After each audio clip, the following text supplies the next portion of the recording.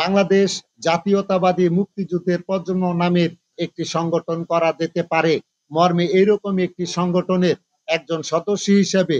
বাংলাদেশ জাতীয়তাবাদী দল বিএনপির সম্মানিত মুক্তিযোদ্ধা বিষয়ক সম্পাদক দ্বারা পরিচালিত মুক্তিযোদ্ধা দল ও মুক্তিযুদ্ধের প্রজন্মের একজন সদস্য এবং মুক্তিযুদ্ধের প্রজন্ম কেন্দ্রীয় কমিটির সভাপতি হিসেবে আজকে আমি এই কথা বলতে চাই যে আপনারা জানেন আমাদের বিএনপি একটি গণতান্ত্রিক রাজনৈতিক দল। এই গণতান্ত্রিক রাজনৈতিক দলের এরকম একটি অঙ্গ সংগঠন মুক্তিযোদ্ধা দলের বর্তমান একক সভাপতি, আমাদের আর কোনো কমিটির সদস্য নাই, একক সভাপতি ইশতিয়াক আজিজ উলফাতের বহিষ্কার এবং এই দল থেকে তার অব্যাহতি দিয়ে নতুন করে মুক্তিযোদ্ধা দলের একটি কমিটি গঠন করা এবং বাংলাদেশ জাতীয়তাবাদী মুক্তিযুদ্ধের প্রজন্ম দীর্ঘ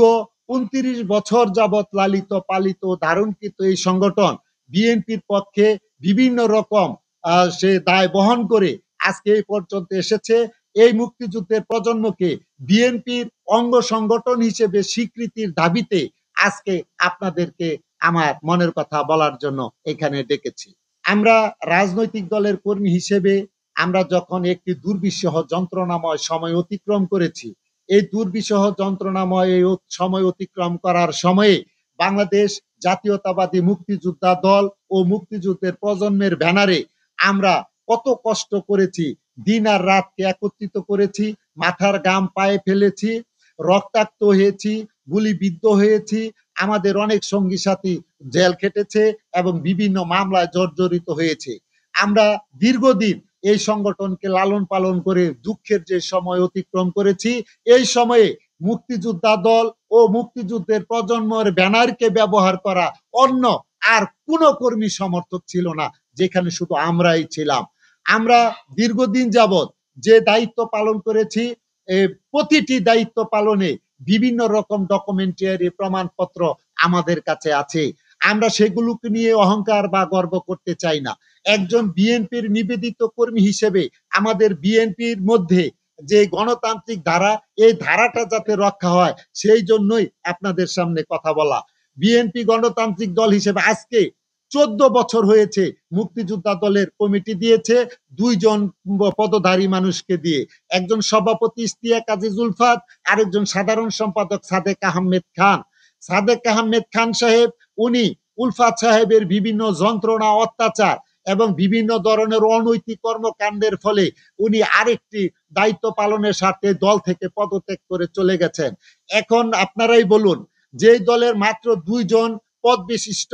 একটা কেন্দ্রীয় রাজনৈতিক দলের একটা কমিটি কি এভাবে চলতে পারে? যেখানে অলরেডি সাধারণ সম্পাদক নেই, একজন সভাপতি দিয়ে কি এইরকম একটি সংগঠন চলতে পারে? উনি ব্যক্তিগত অনৈতিকতা হাসিল করার জন্য আমাদের যখন যেভাবে ইচ্ছা সেভাবে ব্যবহার করতে চেয়েছিল, কিন্তু দলের নিবেদিত কর্মী হিসেবে আমরা তার কথায় না পড়ে দলের বিরুদ্ধে আমরা কোনো কাজ করিনি। আমাদের বিএনপিকে নিয়ে যতবার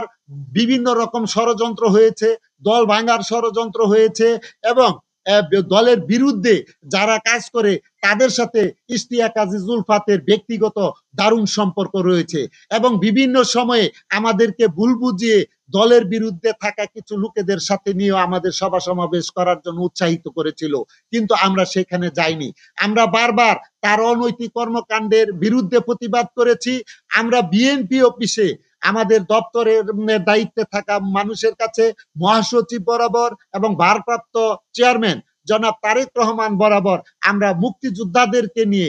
কয়েকবার আবেদন করেছি। যেমন 16/11/2024 তারিখে আমরা মুক্তিযোদ্ধা দলের পুনর্গঠন চেয়ে এবং উলফাত সাহেবের বিভিন্ন কৃত্যকলাপকে কেন্দ্র করে আমরা একটা আবেদন করেছি। আমরা 28/11/2024 তারিখে আবারও একটা অবস্থান কর্মসূচির মাধ্যমে আমরা বিএনপি কার্যালয়ে আমরা দপ্তর শাখায় আমরা একটা আবেদন করেছি। পরবর্তীতে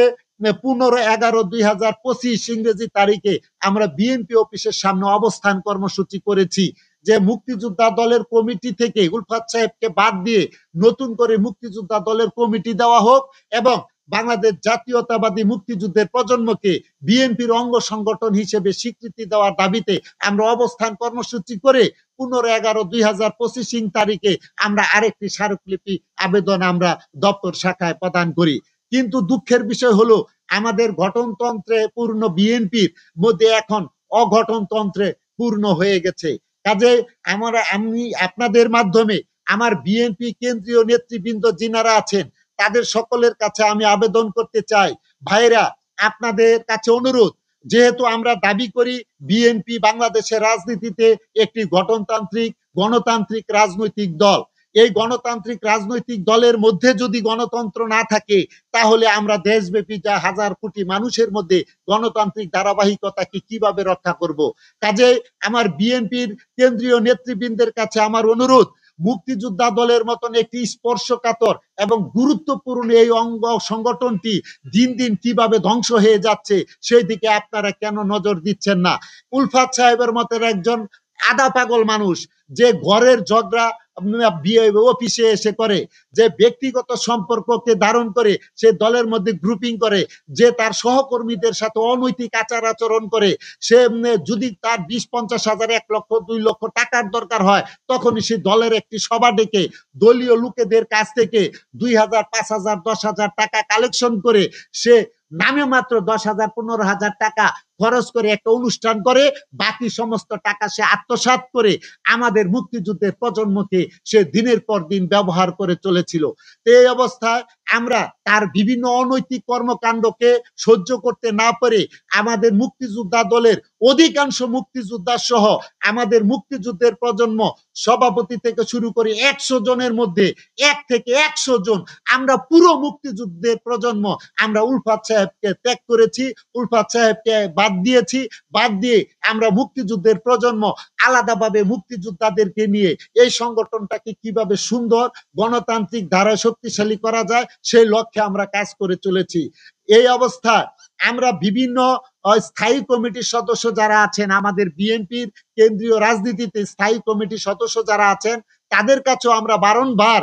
আমরা আবেদন করেছি, আমরা গিয়েছি, আমরা আমাদের মনের কথা বলেছি, কিন্তু আমাদের স্থায়ী কমিটির সদস্য যারা আছেন যাদের সাথে আমরা কথা বলেছি তাদের বেলায়ও দেখেছি তারা কথা বলে এক, কাজ করে আরেক, কথার সাথে তাদের কাজের কোনো মিল থাকে না অনেক ক্ষেত্রেই দেখেছি। কাজেই আমাদের স্থায়ী কমিটির সদস্য থেকে শুরু করে আমাদের বিএনপি নির্বাহী কমিটির যারা সিনিয়র নেতৃবৃন্দ আছেন আপনারা লোক দেখানো আলাপ না করে আসেন, প্রকৃত অর্থে আমাদের দলের মধ্যে যে গণতান্ত্রিক ধারা আছে এই ধারাটাকে রক্ষা করি। মুক্তিযুদ্ধের প্রজন্মের সভাপতি হিসেবে অতি ছোট নগণ্য একজন কর্মী হিসেবে কিন্তু বিএনপির একজন নিবেদিত কর্মী হিসেবে আমার মতন আরো শত শত হাজার হাজার কর্মী সমর্থক যারা আছে তাদের মধ্যে একজন হয়ে আমি আমার এই সংগঠনের গণতান্ত্রিক ধারা অব্যাহত রাখার জন্য আপনাদের কাছে অনুরোধ জানাই। পাশাপাশি এই উলফাত সাহেব আমাদের সাদেক হোসেন খোকা সাবেক মেয়র বিএনপি স্থায়ী কমিটির সদস্য প্রয়াত সাদেক হোসেন খোকার ছেলে ইশরাক হোসেনকে নিয়ে এখন উলফাত সাহেব বিভিন্ন রকম একটি গ্রুপিং করার জন্য পায়তারা করছে। এই অবস্থা আমরা যেদিন আমাদের এই কমিটি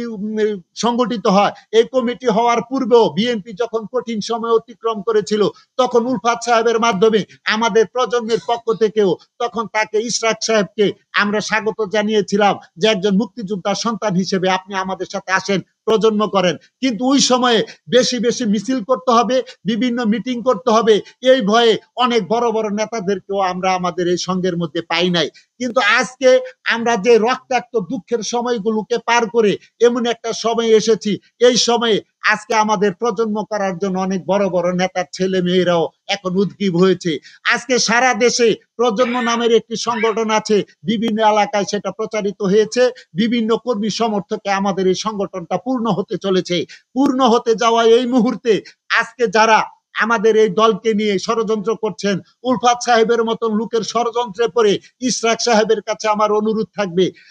আপনি মুক্তিযুদ্ধের প্রজন্ম করতে চান, ওয়েল আপনাকে আমরা স্বাগত জানাই, কিন্তু আপনার কাছে অনুরোধ, আপনার বাবা একজন সম্মানীয় মানুষ, বহু বহু সম্মান রেখে গেছেন, আপনার জন্য অঢেল অর্থ সম্পদ রেখে গেছেন, আপনি যদি আমাদের প্রজন্ম করতে চান তাহলে আসেন। আগে জানেন এই রক্তাক্ত এবং কঠিন সময়গুলোকে কারা এই সংগঠনটাকে বহন করেছিল।